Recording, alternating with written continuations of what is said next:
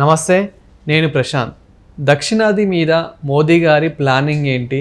ఇప్పుడు ఖాళీ అయిన రాజ్యసభ సీటు మరి ఎవరికి ఇవ్వబోతున్నారు? సో ఓవరాల్గా బీజేపీలో మరి మోదీ గారి ప్లానింగ్ ఏంటో అనే విషయాలు అయితే తెలుసుకుందాము. దీని గురించి అయితే మాట్లాడేందుకు ప్రస్తుతం మనతో పాటు సీనియర్ జర్నలిస్ట్ దుర్గా వడ్లమణి గారు ఉన్నారు. నమస్తే అండి. నమస్తే మేడం. మెయిన్గా దక్షిణాది మీద మోదీ గారి ప్లానింగ్ ఏంటి, అదేవిధంగా ఇప్పుడు ఖాళీ అయిన రాజ్యసభ సీట్ ఏదైతే ఉందో అది కూడా ఎవరికి ఇవ్వబోతున్నారు అనేది అయితే చాలా పెద్ద చర్చ జరుగుతుంది. సో ఇది కూడా అసలు ఎవరికి ఇవ్వబోతున్నారు అంటే ఇప్పుడు జమిలీ ఎన్నికలు కదండి, నెక్స్ట్ అంటున్నది జమిలీ ఎన్నికలు.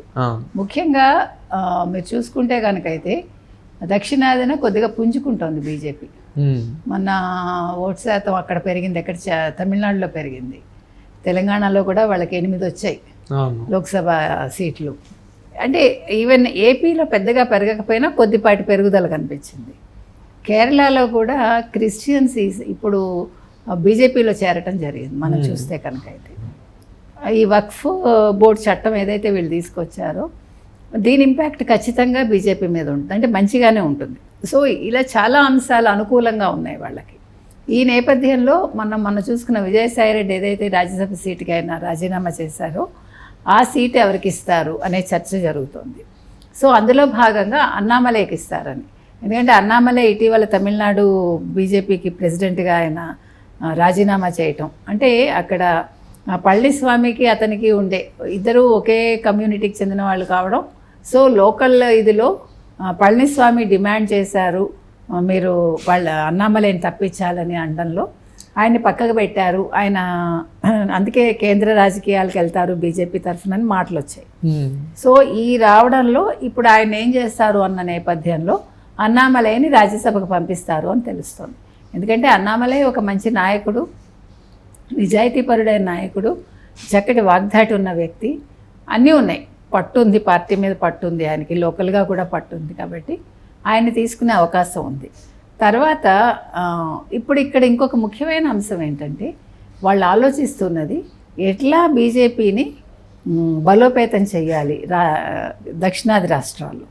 అంటే ఎవరెవరు ఉన్నారు బలమైన నాయకులు ఓవరాల్గా కూడా జమిలీ ఎన్నికలు వస్తున్నాయి కాబట్టి ఓవరాల్గా బీజేపీ నాయకులు ఎవరెవరు బాగా బలంగా ఉన్నారు.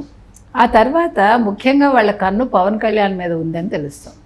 ఎందుకంటే పవన్ కళ్యాణ్ తెలిసి మొదటి నుంచి కూడా అంటే ఈ ఎన్నికల సమయంలో మనం మాట్లాడేది గతంలో వాళ్ళు కలిసి పనిచేయటం వేరు, ఈసారి కలిసి పనిచేయటం వేరు. There is a difference. So ఆ డిఫరెన్స్లో భాగంగా ఇప్పుడు పవన్ కళ్యాణ్ ఆల్మోస్ట్ బీజేపీకి అనుకూలంగా ఉన్నారు, బీజేపీ తరఫున మాట్లాడుతున్నారు, బీజేపీ తరఫునే పనిచేస్తున్నారు అని మాటలు వినిపిస్తున్నాయి మనకి. ఆయన సనాతన ధర్మాన్ని కూడా ఆయన అంటే స్వీకరించటం, సనాతన ధర్మం కోసం పోరాడటం, తర్వాత గుళ్ళ విషయంలో కూడా ఆయన ప్రతిదీ స్పందించటం, ఇవన్నీ చూశాక ఇప్పుడు పవన్ కళ్యాణ్ని వాళ్ళు కేంద్రంలోకి తీసుకుంటారా, అంటే కేంద్రంలో ఆయనకు ఒక బలమైన పొజిషన్ అయినా ఇస్తారా అనే చర్చ కూడా జరుగుతుంది. ఎందుకంటే ఇప్పుడు క్యాబినెట్ విస్తరణ ఉంది కాబట్టి ఈ విస్తరణలో భాగంగా అసలు పవన్ కళ్యాణ్ని ఏ రకంగా తీసుకుంటారు. ఎందుకంటే పవన్ కళ్యాణ్ కూడా కొంచెం ఇప్పుడు 100% స్ట్రైక్ రేట్ తెచ్చుకోవటమే కాకుండా మొన్న ఎన్నికల్లో తనేంటో ప్రూవ్ చేసుకున్నాడు ఆయన. అంటే కూటమిలో ముఖ్యంగా ఆయన బీజేపీ కలవటానికి తెలుగుదేశంతో ఒక ఏమనాలి సయోధ్య కుదిర్చాడు ఆయన, చెప్పాలంటే మిడిల్ మ్యాన్గా ఉండి. ఆ సయోధ్య సక్సెస్ అయింది. ఇంకొకటి ఏంటంటే ఆయన బీజేపీ విషయంలో కూడా చాలా సానుకూలంగా ఉన్నాడు అన్ని విషయాల్లో బీజేపీతో. కాబట్టి అతనికి ఎంతవరకు అంటే అతన్ని తీసుకోవటం వల్ల మనకి ప్లస్ మైనస్ వాళ్ళు చూసుకున్నాక వాళ్ళు ఎక్కువ శాతం పవన్ కళ్యాణ్ వైపు మొగ్గుతున్నారు అని మనకు తెలుస్తుంది. మంచిదే. ఇప్పుడు మీకు అంటే మహారాష్ట్ర ఎన్నికలు మనం చూసాం, పవన్ కళ్యాణ్ వెళ్ళారు, ఆ ప్రభంజనం కనిపించింది కదా, మంచి మెజారిటీ వచ్చింది వాళ్ళకి.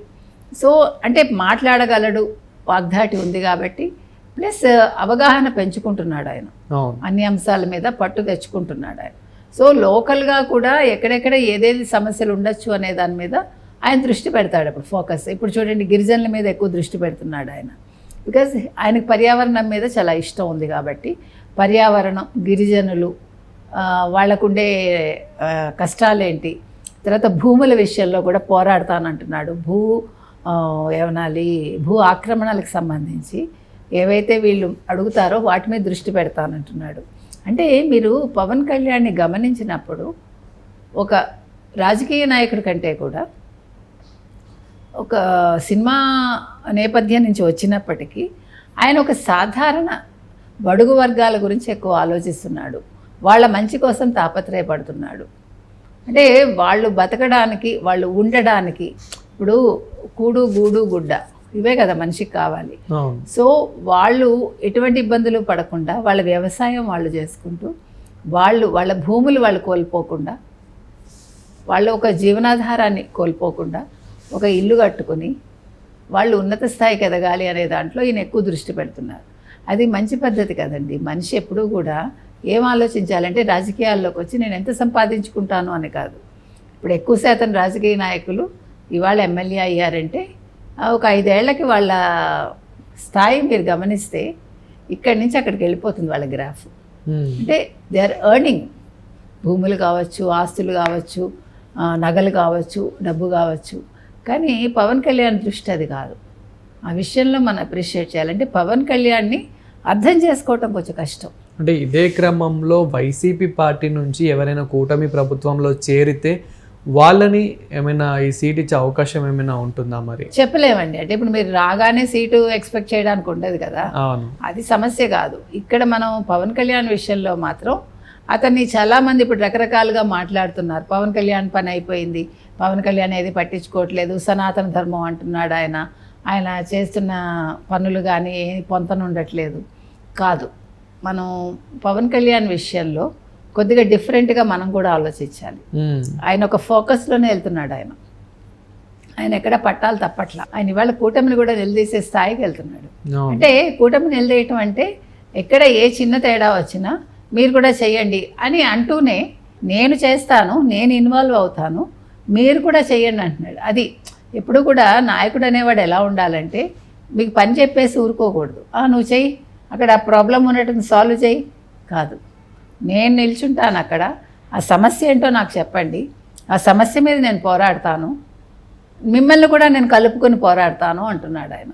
ఇక్కడ కూటమి నిలదీయడం అనే మాట వాడక్కర్లా. బికాజ్ కూటమిలో ఇతను భాగమే, కూటమిలో వాళ్ళు భాగమే. కాబట్టి ఇక్కడ ఒకళ్ళనొకళ్ళు అనుకోవడం కాదు, కలిసి పని చేద్దాం అంటున్నాడు ఆయన. కాబట్టి మన పెర్సెప్షన్ మనం చూడాలి, ఆలోచించాలి. మనం నెగిటివ్గా ఎప్పుడు ప్రతిదానికి వెళ్ళిపోకూడదు. ఇప్పుడు ఏమైందంటే ఆఫ్ లైట్ రాజకీయాలంటేనే నెగిటివ్ అయిపోయాయి. ఇక్కడ ఒక సామరస్యపూర్వకంగా వెళ్ళటం కానీ, మాట్లాడుకోవటం కానీ, ఏ అంశాన్ని గురించి కూడా పాజిటివ్గా మాట్లాడటం అనేది ఎక్కడ జరగట్లేదు. సో అదే విధానంలో ఇవాళ పవన్ కళ్యాణ్ని కూడా అందరూ అదే దృష్టితో చూస్తున్నారు. అది తప్పంటాను నేను. పవన్ కళ్యాణ్ అనే వ్యక్తి ఇవాళ చాలా అంటే మంచి ఆలోచనతో ముందుకెళ్తున్నాడండి. కాబట్టి ఇవాళ పవన్ కళ్యాణ్ మీద బీజేపీ ముఖ్యంగా మోదీ గారు దృష్టి పెట్టడం జరిగింది. ఈ దృష్టి పెట్టడంలో భాగంగా మరి కేంద్రంలో ఆయనకి ఏదైనా మంచి పదవి దక్కుతుందా, అప్పుడు తను రాష్ట్రానికి సంబంధించి ఆయన ఏ రకమైన నిర్ణయాలు తీసుకుంటారో అనేది మనం వేచి చూడాలి. Thank you madam.